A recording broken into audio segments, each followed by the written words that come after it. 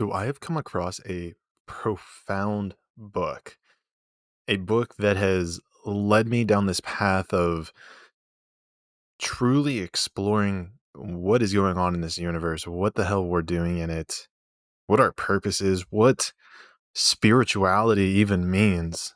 I mean, it's really quite shaking me to my core, if you will.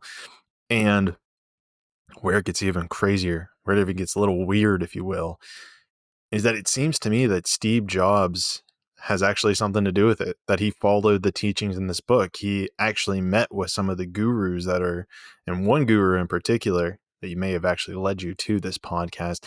But what is Kriya Yoga? What does it have to do with Steve Jobs? What is the book Autobiography of a Yogi? All of that and more in this week's podcast.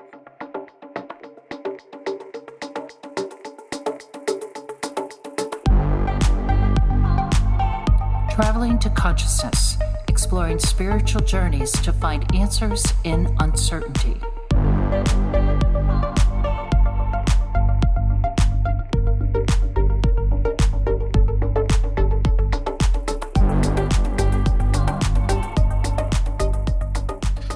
What is up, conscious monkeys? Welcome back. I suppose this is a catch up with Clayton episode, if you will. But in this episode, we are going to be dissecting the book Autobiography of a Yogi by Paramahansa Yogananda. It's absolutely incredible. It's crazy. It's just wild. It's honestly just pure, flat out ridiculous at some level. If you've ever read the books The Alchemist, or what's the other one? It's like a spiritual adventure. The Celestine Prophecy. Those two books are like these spiritual adventure books where you're sitting there, you're told that it's fiction, and you're kind of just enjoying it. But it's weird because there's a part of you that feels as if there's some sort of truth in what they're talking about. And that's where it gets wild with Autobiography of a Yogi, because this book is nonfiction. It's based on the life of Paramahansa Yogananda. And it blows my mind because so many of these stories that he talks about in here are nothing short of the absolute miracles that Jesus Christ himself performed in the Bible. And it really brings me into question of whether or not the stories of Jesus were purely, if they were purely, what's the word I'm looking for here? Purely allegorical? Is that the right word? Like metaphorically true? Or if they literally occurred. And I highly suggest you pick up this book and read it. But in case you're not completely sold on it, let me dive deeper here. So I can't remember exactly how I came across this book, but the universe in its mysterious ways just kept talking to me about it. And what pushed me to actually make this podcast about the book is Steve Jobs. I was watching one of my favorite shows and they talked about Steve Jobs and how Steve Jobs actually went to the Himalayan mountains in India. He studied this book, Autobiography of a Yogi. He studied Be Here Now by Ram Dass, and how he was actually very much a spiritual person, which is crazy to me because there was a piece of me that this was like, this does not compute. Steve Jobs is a very prominent figure in the West. He created Apple, if you're unaware, a billion-dollar company. How in the world can somebody be spiritual and have such a materialistic fortune on him? This didn't make sense to me. I was like, this doesn't add up. But as it goes, Steve Jobs was very much into a part of the idea of Paramahansa Yogananda, and it seems like he was even inducted into Kriya Yoga, which we're going to get to in a little bit here. But what's wild, and this is the link between all of this, is a guy by the name of Babaji. More specifically, excuse me, let me clear my throat here. More specifically, Mahavatar Babaji. Now, if you go and look up Babaji, Babaji, you might find a few different ones because it seems that this name has been recycled for different gurus. So this one, Mahavatar Babaji, he basically resides in the Himalayan regions of India, and he's been there for at least hundreds of years. And now, stick with me here. I know this is where it's going to start being crazy. You're going to be like, Clayton, you're off your rocker. I'm going to be like, yeah, maybe. I honestly might be, but let me just give you the information and we're going to break and dissect this down. So, as we kind of push through this story, I really have to encourage you to open up your mind to the possibility of infinity, if you will, the possibility that anything is possible. The fact that death is just an illusion, the fact that we are a soul inhabiting this physical form for the time being, and down the road, if you will, we don't technically die. We just transcend this physical form into our spiritual form, if you will. However, I digress. So Babaji, right? He's been in the Himalayan regions of India and the mountain ranges for at least hundreds of years. What does that even mean? Well, according to Autobiography of a Yogi, Babaji transcended his physical form and is almost like this interdimensional spirit, if you will, who is able to materialize at will. And this is something that's also echoed later in Autobiography of a Yogi, or actually earlier, before they even talk about Babaji. They talk about how there's these yogi masters who are able to materialize their body in different aspects of the world just instantaneously, if you will. They're able to be in two places at the same time, which is hilarious because it's another thing that we're told is not possible. Oh, it's not possible for me to be in two places at the same time. Well, in this book, according to Paramahansa Yogananda, according to many other sources and yogis, this is very much possible to actually do. So let me, getting ahead of myself here, because I understand how wild and crazy this sounds. So just stick with me here. It'll be explained later in the Kriya Yoga section. So Babaji essentially was this sort of ascended master, and he ascended into this spiritual form, and he just lived in the Himalayas. And throughout the book, he talks about how he's actually going to stay on Earth for the time being. So if you actually want to invite in Babaji's energy, just literally say his name, and his presence is still connected to Earth. So literally just say out loud Babaji or Mahavatar Babaji, or welcome him in if this is something you're interested in. But maybe listen to the rest of this before you do that. I don't know. He seems like a divine dude. I've obviously said his name quite a few times and I'm still alive. So I think he comes in peace. I know he comes in peace, if you will. So where it gets interesting is his role within the history of Kriya. So I hope I pronounced this next guy's name correctly, but essentially Kriya Yoga is something that Mahavatar Babaji performed himself, and that's kind of what got him to this etheric state, if you will, where he is now this master over the physical plane and the spiritual plane. I mean, I don't know how else to describe it. That's what it seems like. Excuse me, getting a little burpy means we're getting to the good part. So Kriya Yoga was brought back by Babaji, and he told it to a guy by the name of Lahari Mahasaya. It's spelled Lahiri Mahasaya. I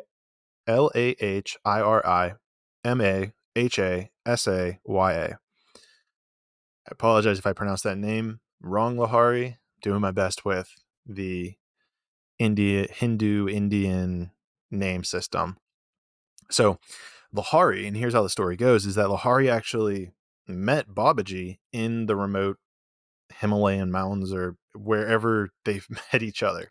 And basically Mahavatar Babaji initiated Lahari into Kriya Yoga. So Kriya is seen as this yoga that's kind of passed down from guru to disciple. It's something that seems to be a very divine practice that isn't going to just be left out there. So like if you typed into YouTube or Google, how do you do Kriya Yoga, you're not going to find much information out there, and you will find some. I'm not going to say there's none, but there isn't this whole like initiation process into it. And I'll get into that a bit more whenever I talk about where I'm currently at with Kriya Yoga.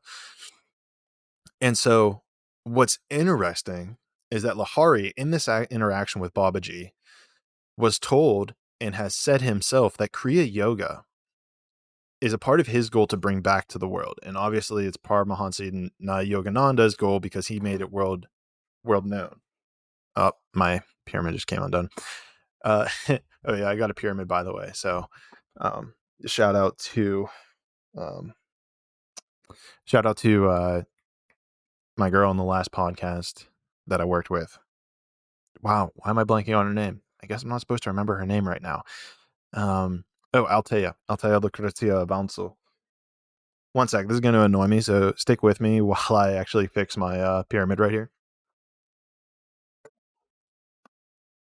Oh no, another piece of it came undone. All right, I guess I'm supposed to do this without the pyramid being intact.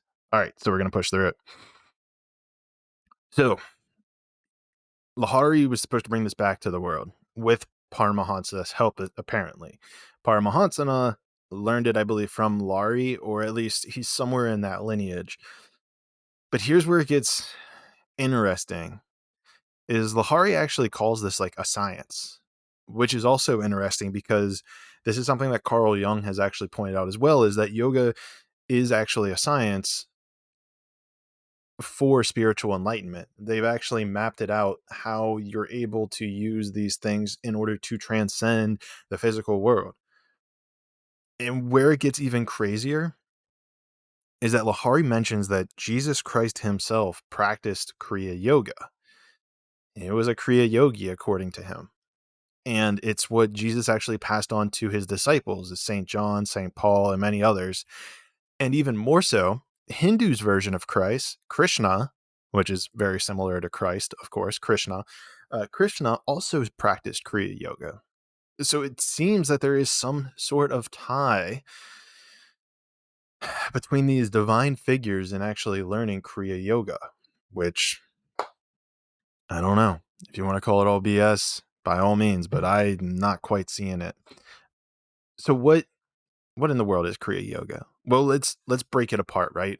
What is yoga? Let's start right there at the base form, because I know majority of my listeners are in the Western world, United States, Canada, Australia. Shout out to all of my non-Westerners. You might have a better idea of this than what I'm about to explain, but here's the core essence of what is yoga. Yoga is essentially a physical, mental, and spiritual practice with the goal of attaining a higher state of union with the divine consciousness of source energy, or God.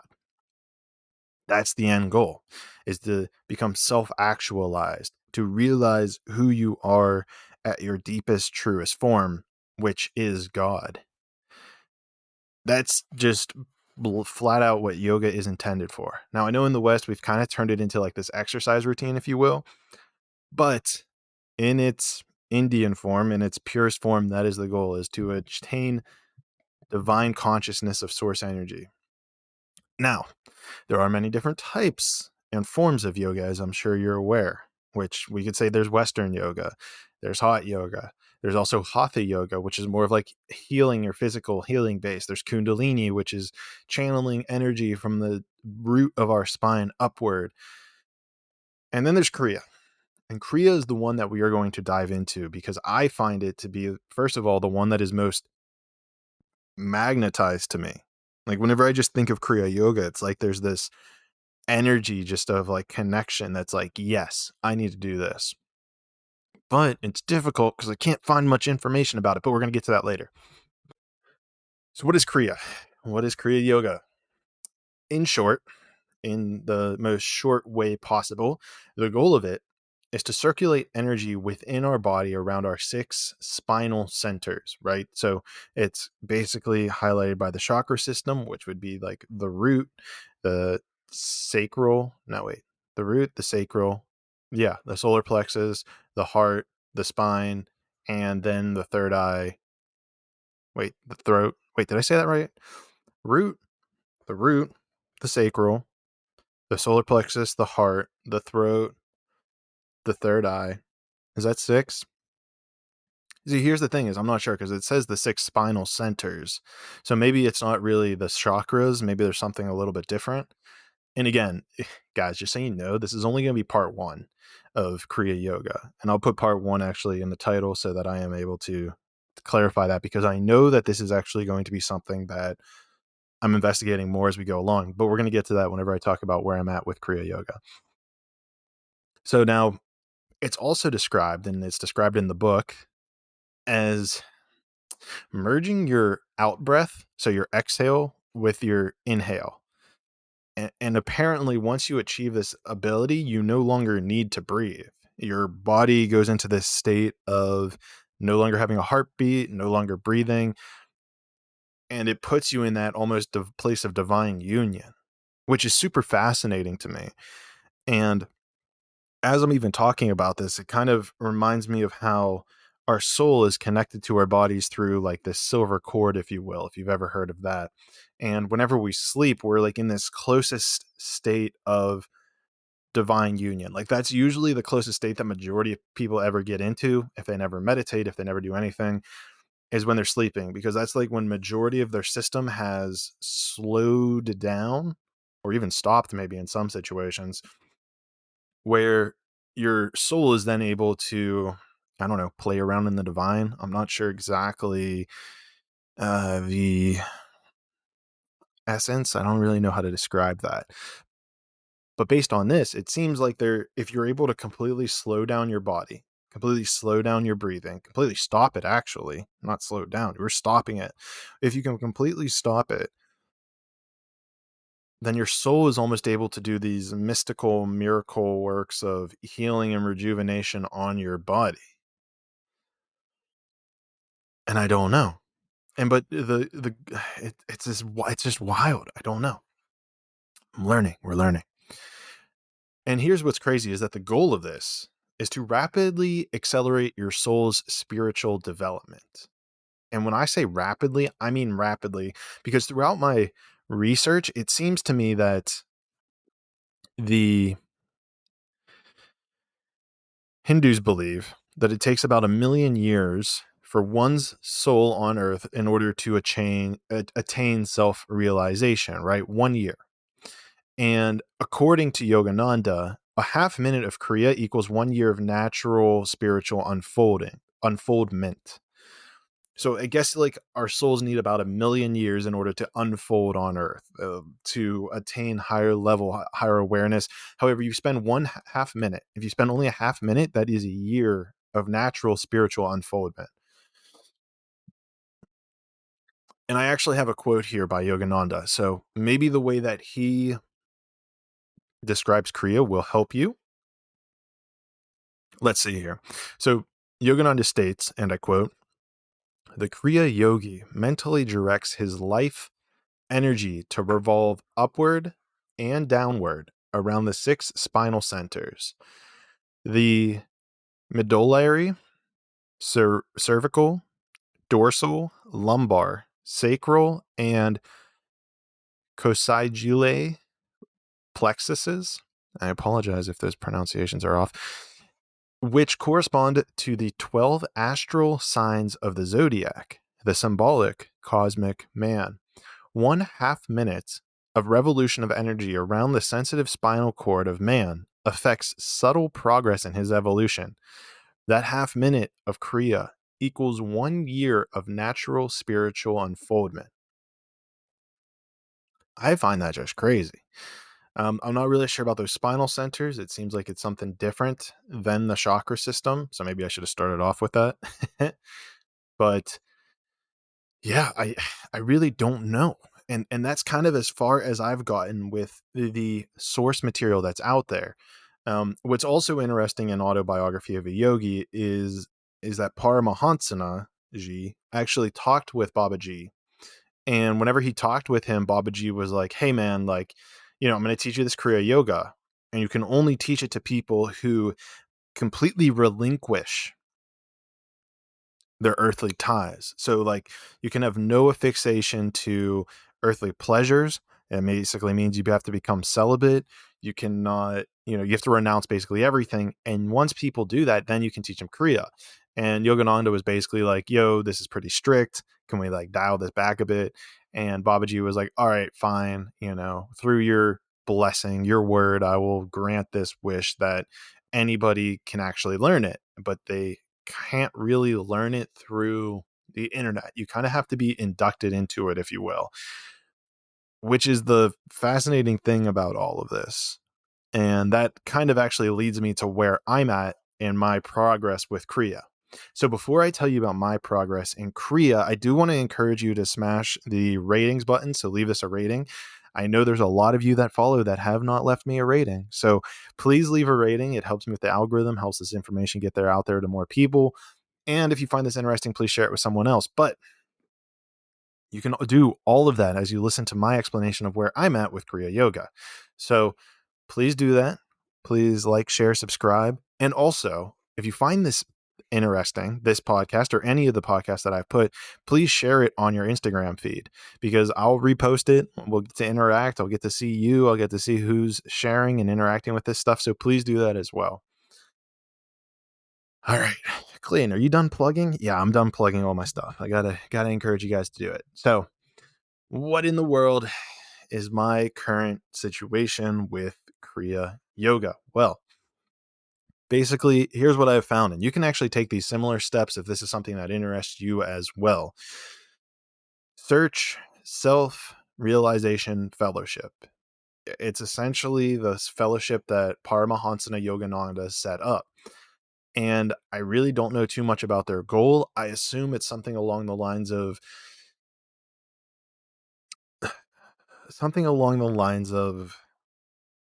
progressing the passion and the word of Paramahansa. And so I signed up. I saw that there was one in Pittsburgh, so I'll probably be heading to that on Sunday for the first time. I'll let you guys know how that goes. So I'll be heading to that on Sunday. And it was interesting because they have all these different lessons, and I think it cost about $90, but there's 9 months of initiation or a 9-month program where they'll be sending me pamphlets over the next 9 months of things that I can do to get myself attuned or ready for the induction into Kriya Yoga.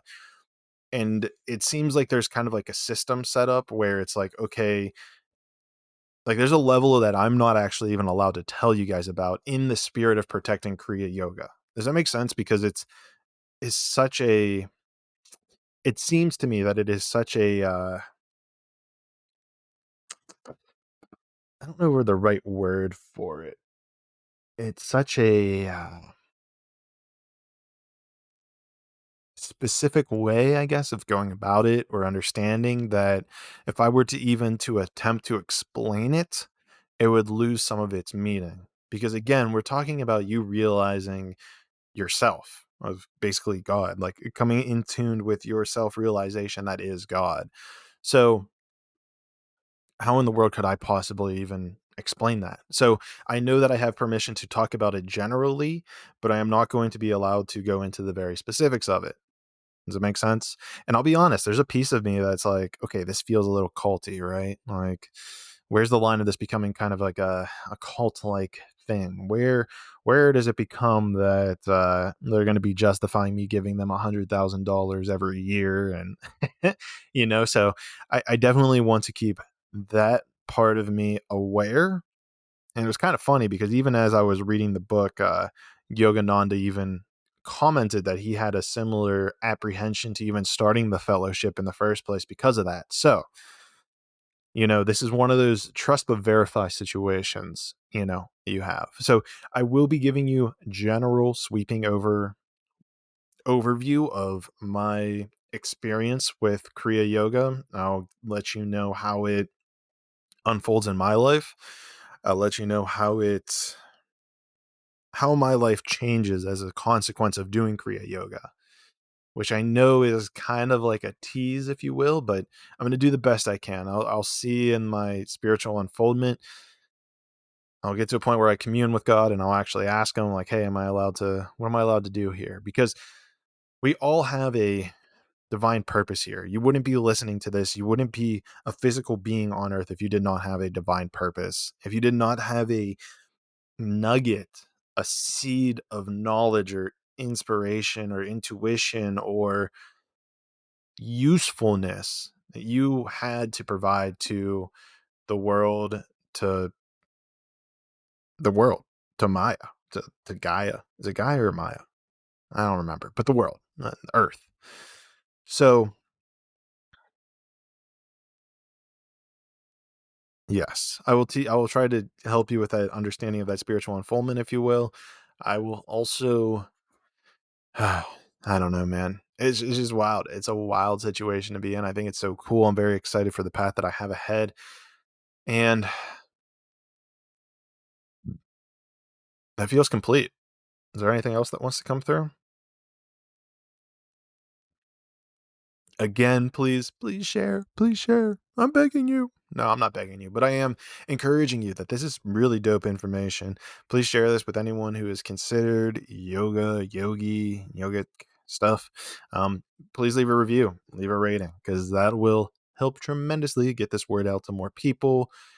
Share on Instagram or your favorite social media platform. Tag me at Traveling to Consciousness or at Clayton Terry, and I will happily share on my story, share what you're posting so that people know, and it lets me know who's also sharing this. Please check out the amazing sponsors below. Even though I do not put plugs in here to my sponsors, they are still amazing. So click the sponsors link below. And also, if you have any comments, questions, concerns, please click that link below, because then I will promise you that I will read it. I promise you. I promise that I will read anything you send me. I just can't promise that I'll reply. However, another promise that I can make is that I will see you in the sixth dimension.